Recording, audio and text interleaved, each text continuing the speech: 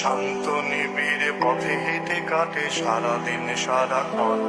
শূন্যের পরে খুঁজেছি তোমায় অসীমের পথে, তুমি হও বলে সবে প্রাণ দিয়েছিল, সবে অনুগামী। তুমি আভাস হয়ে আসা